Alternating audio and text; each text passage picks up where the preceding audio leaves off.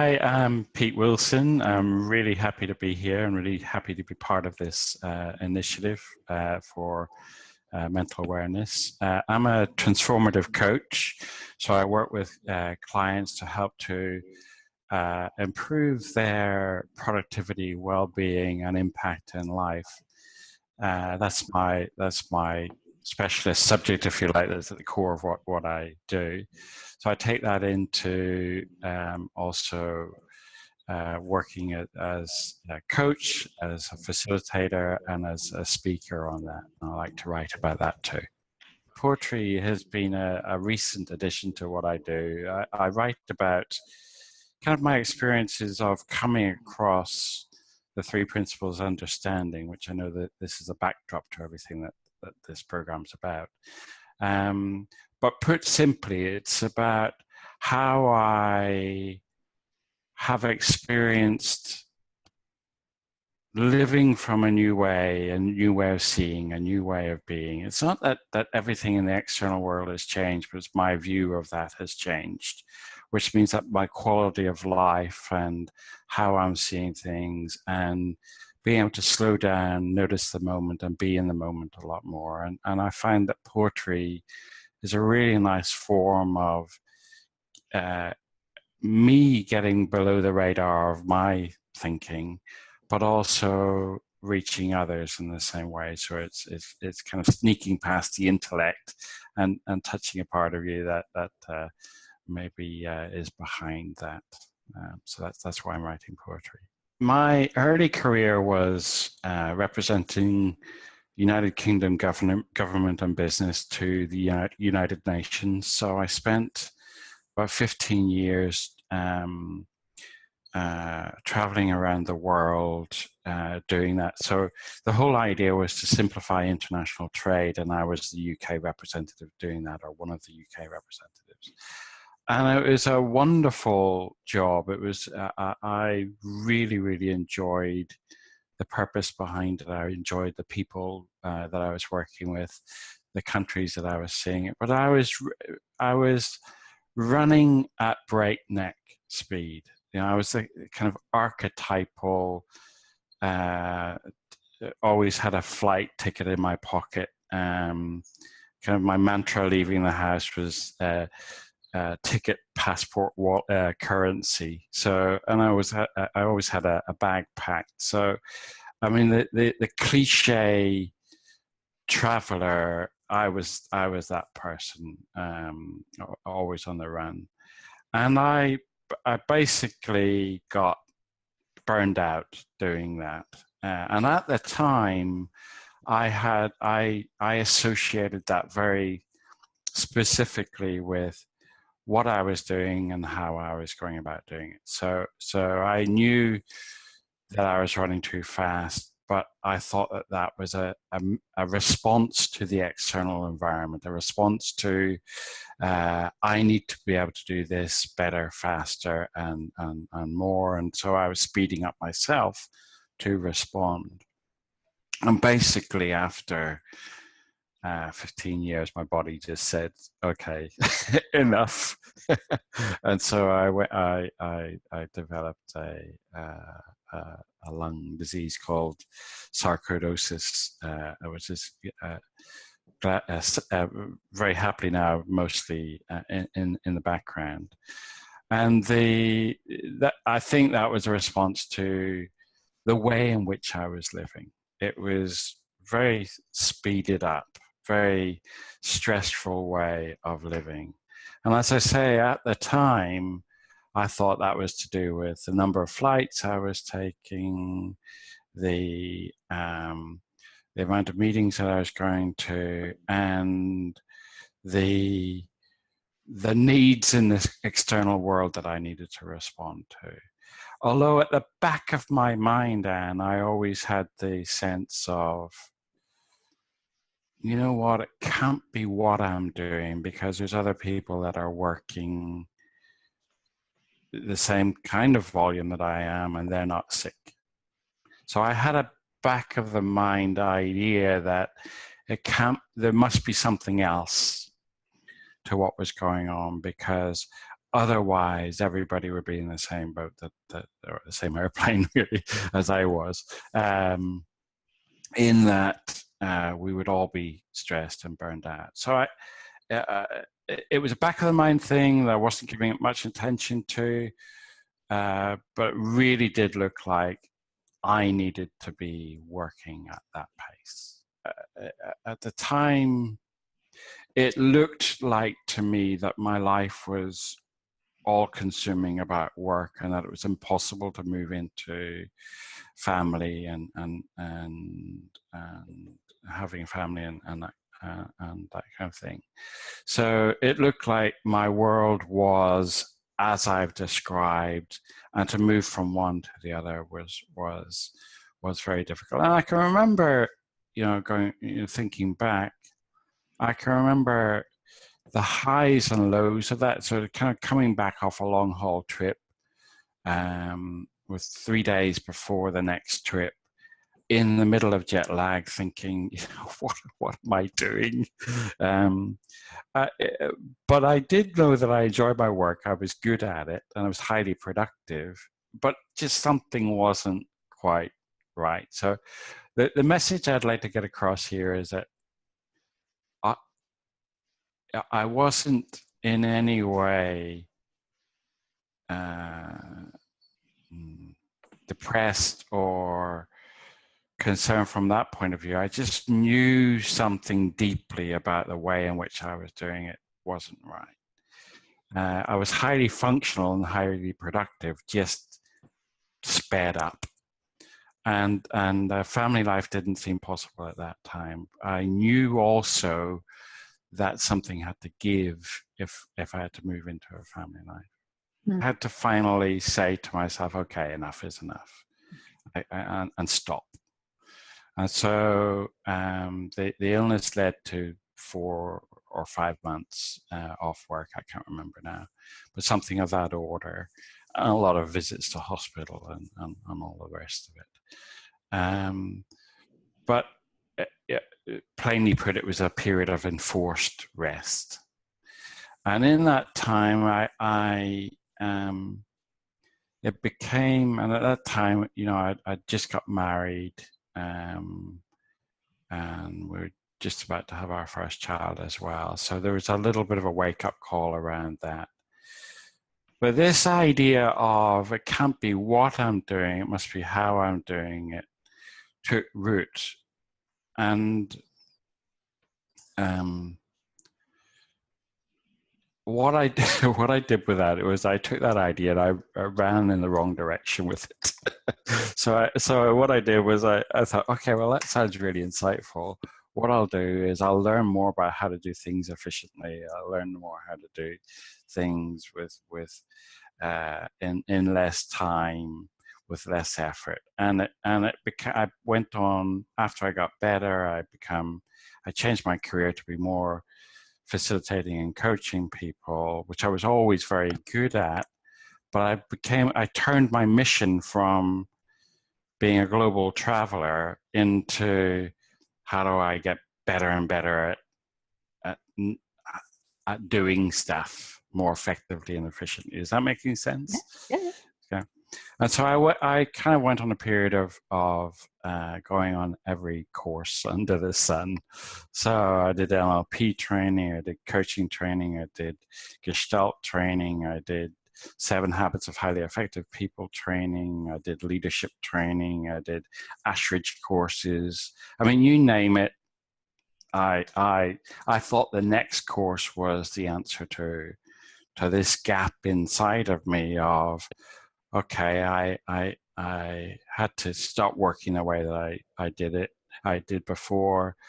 There must be something broken in me. How do I fix that?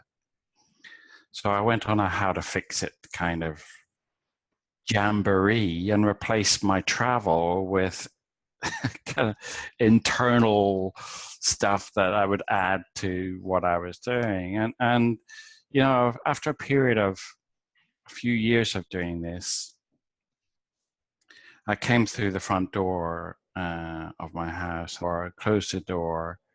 I found myself saying out loud, is there no course that makes any difference in my life? I thought, okay, this is a moment. I'm just going to stop.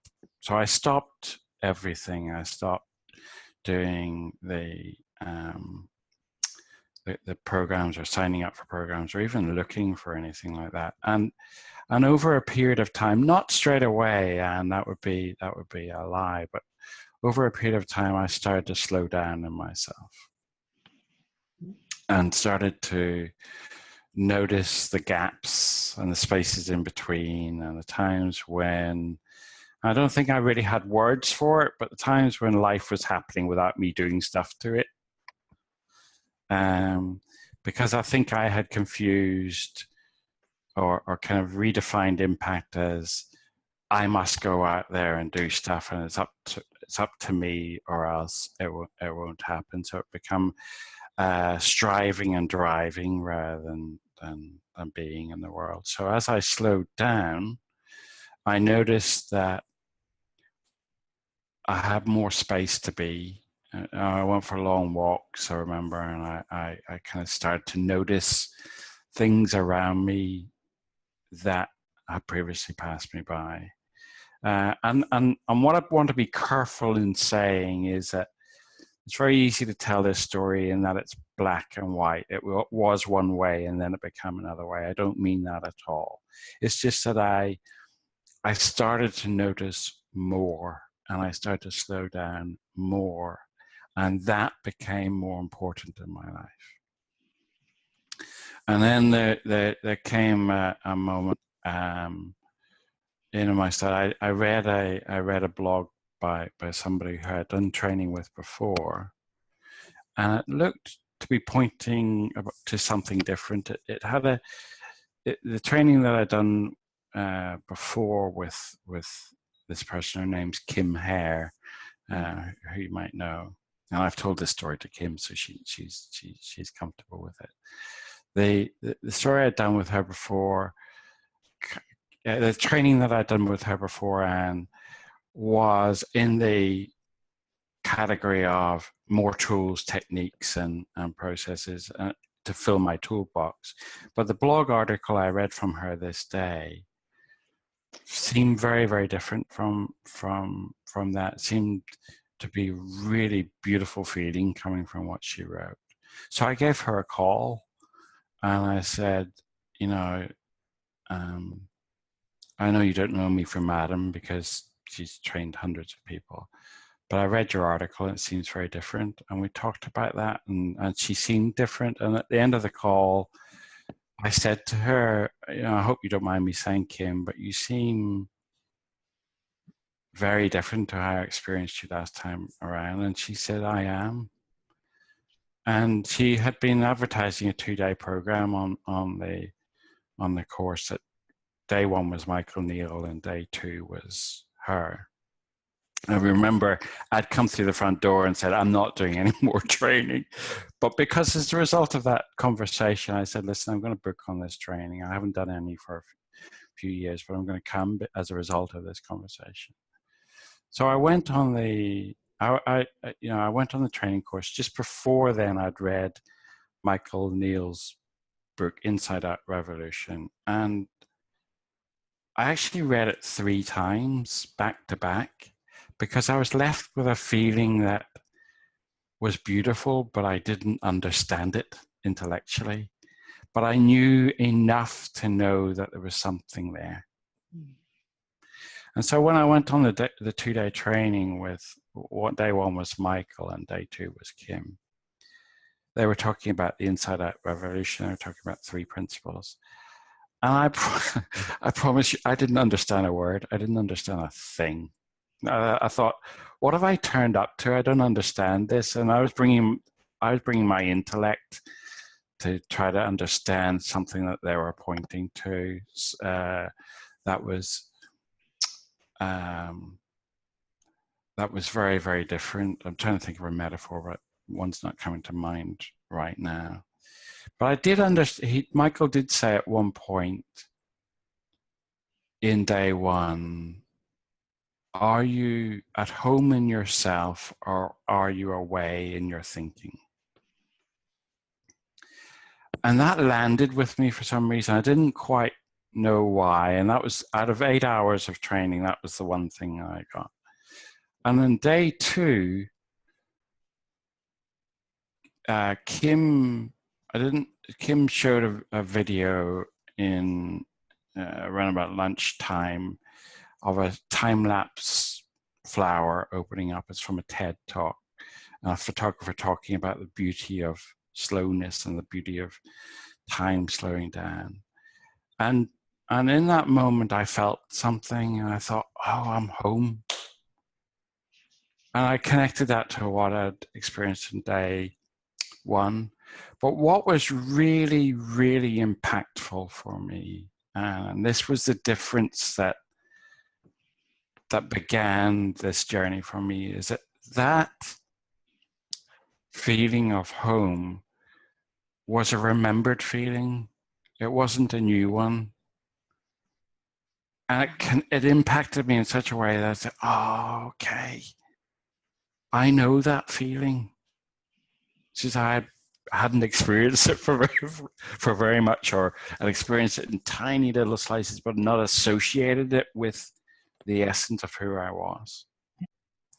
So that was kind of the beginning to me to have a turnaround towards looking in the direction of who we truly are. And I was thinking just before this call, I was thinking what I had brought together and conflated while I was traveling and while I was working at the speed at which I was working was I brought together two components or two cogs, well-being and outcomes.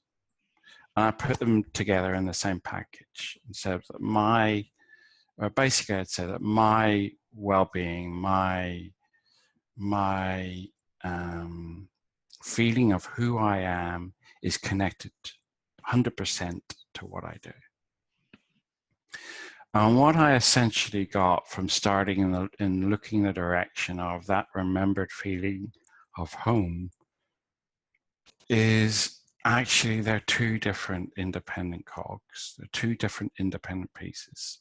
And so my experience, it is that now I can see that I am well already, built in as standard, and that I don't have to do anything to achieve that wellness. It's already there. Sure, it gets clouded over with my thinking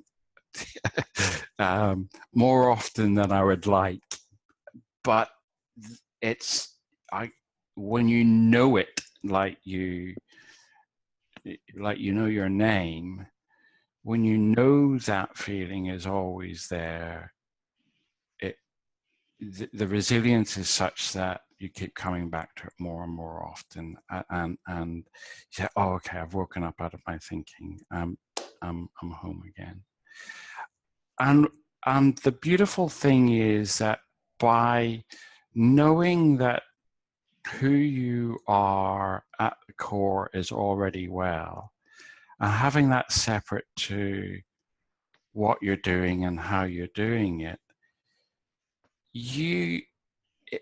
I've become more productive and more creative as a result, because I'm not sure if I'm explaining this very well, but because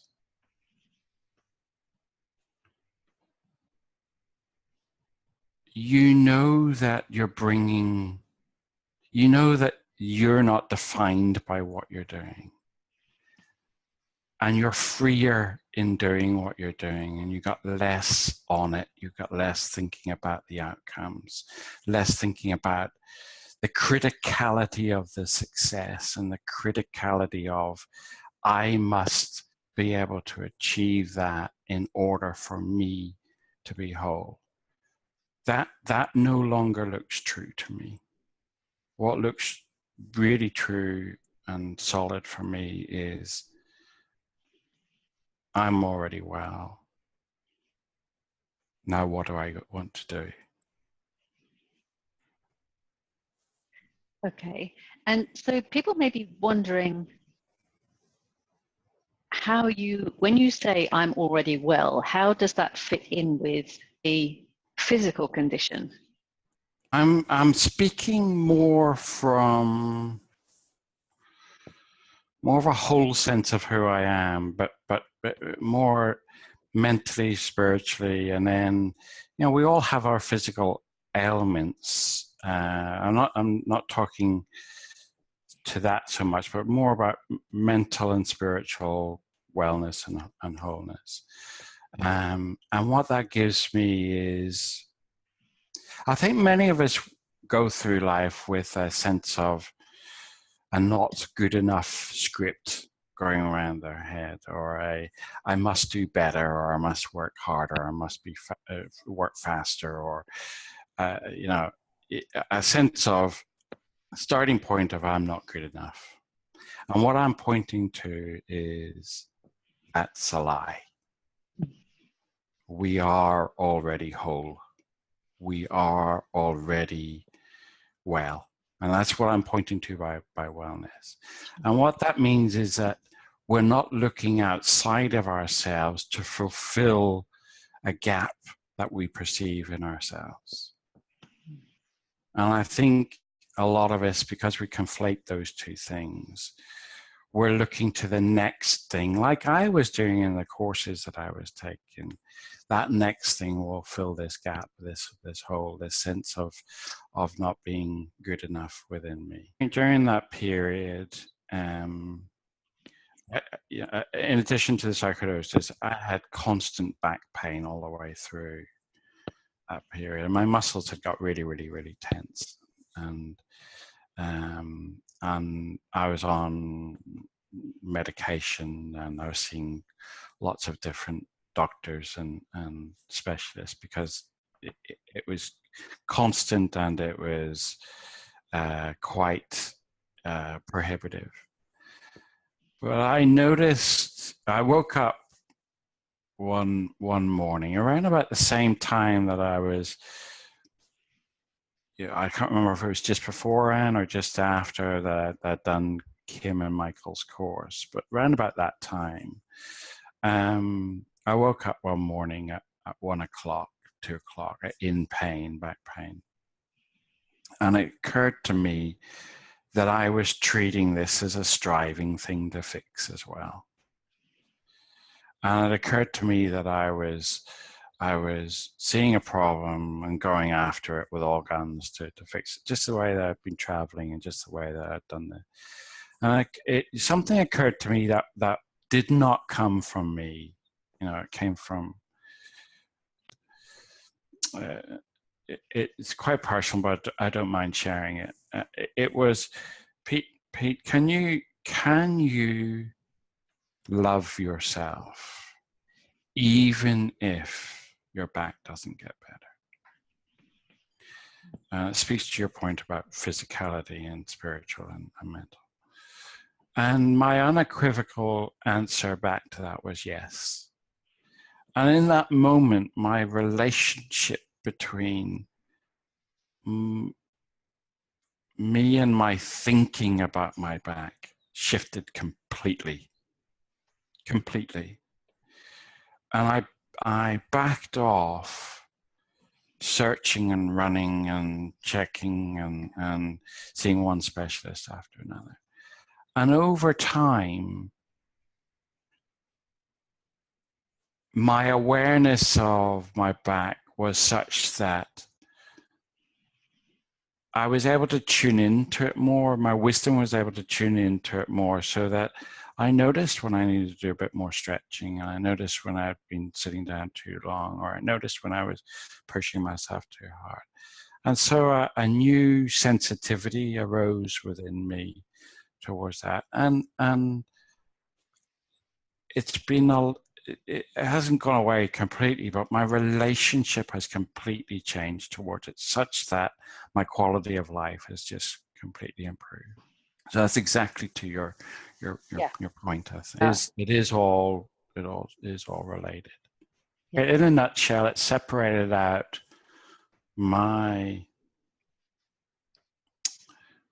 my physical symptom from my thinking about the physical symptom. And because my thinking about it was quite constant and led me into a problem solution kind of scenario that I kept going for, once I eased up with that, then my symptoms eased up too.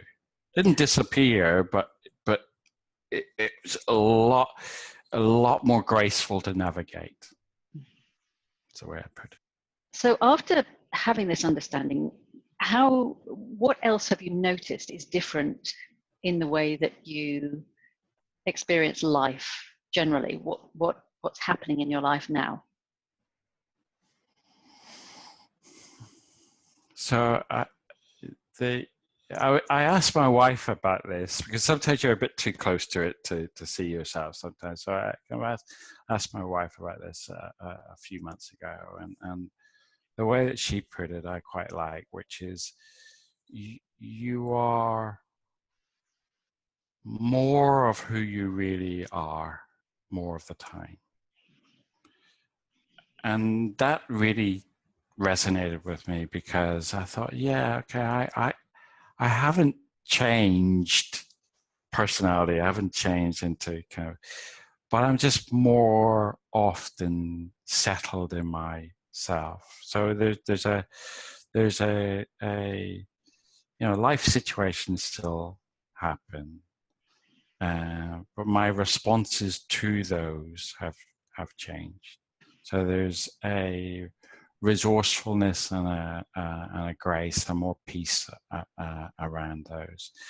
Less striving, less driving, but interestingly, more enjoyment and more productivity.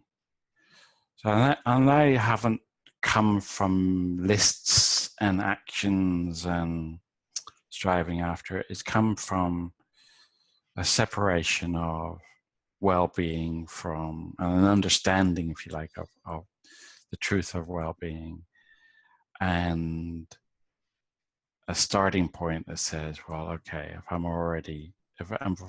not starting from a position of lack, a position of not good enough, I'm starting from a position of I am well, then that has a surprising influence into what you do.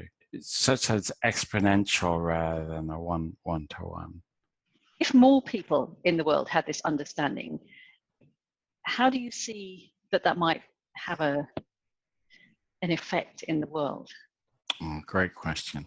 Well, I think it's very natural for ourselves to look outside of ourselves for answers and to look for blame and things to fix. And I think that what I've found in my own life is that that's freed up. Not doing that has freed up a whole lot of space in my life to do things that I really want to do. And it's also improved my relationships with people because I'm meeting them where they're at rather than looking for things to fix or things to blame. Or I'm more aware that it's my thinking in the moment that's causing my feeling, not some external circumstance. So that means that my interactions with people are coming from a different place, and it means that my enjoyment of life is much greater, and it means that my time and availability has increased, and that's I think that's got a huge impact in work and in life both. That's been my experience. And does your wife have this same understanding? Have you encouraged her to learn it, or does it affect her in different ways? We have talked about it, but I'm kind of not someone to. So we've talked about the changes that she's experienced in me, and then I've explained what I'm seeing. So I'm using opportunities to events to show and to point and to describe what I see, but I'm not on a a mission to say, you know, this is right, you're wrong, that kind of thing. That's not good for any marriage. I guess the way of summing that is that I'm following curiosity. So if I see her being curious, then I share. And then if there's something that I'm curious about, that I see something different to what she's saying, that I'm using that moment to kind of share what we each see. I think the big thing in our marriage is noticing. You know, I was one for something happened in our marriage. You know, I would kind of go into my cave for a bit and retreat, try to work it all out, and until I came through that, and then come back, re-enter a bit, and I notice, and in fact she's noticed too, that I'm doing that less. So if I do have a lot of thinking in my mind, then I'm more I'm less likely to see it as external circumstances causing that, and I'm more able to be in the moment and just ignore the thinking around it, which improves the contact in marriage, because any marriage, I think, is a dance between availability and not availability, and I've noticed that I'm more available in the home for that. I think that one person living from this understanding and just going up through the ups and downs of life and responding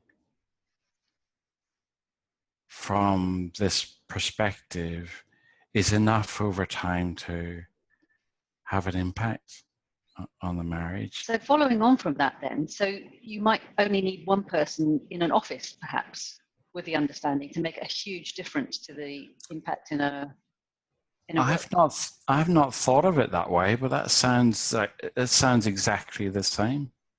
No, it sounds really hopeful, doesn't it? Put it like doesn't that. It? Yeah. I guess in summary, what's coming to mind is,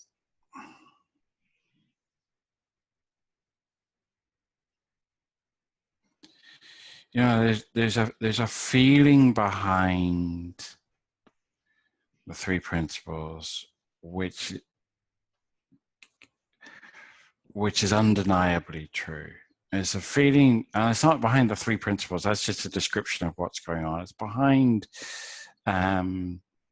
our experience of life, such that we have innate well-being, we have innate wisdom.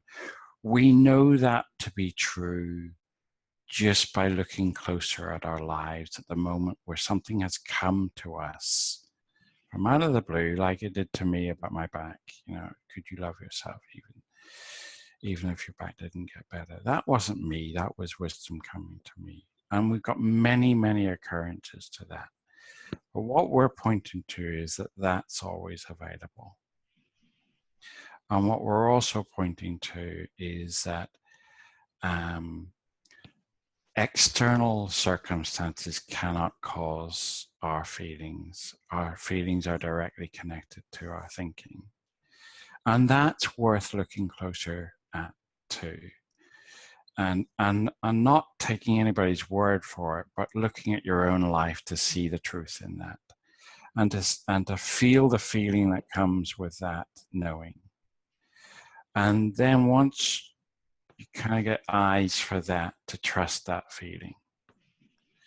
Because that feeling, I think, or that, and the logic that comes behind what I've just said, is the direction to look at for life, our own lives being our teacher. Our own lives, our own experiences, our own truth being our teacher. And I think just with our busied up thinking, our busied up response to life, our busied up looking outside for answers, you know, the way that I see it is that I got very good at looking outside for answers, and then I thought I had to be more efficient at doing it. Well, being more efficient at looking in the wrong direction doesn't make things, it doesn't improve things much. But looking in the direction of what I'm saying is something to look in your own life and say, does that ring true for me? I think that's what I'd like to leave with. Lovely, thank you. Read my website. I'm still putting some final touches to it, but I think that's always the case. So my website is petewilson.co.uk, and you can contact me through there, or you can see some of the poetry there as well.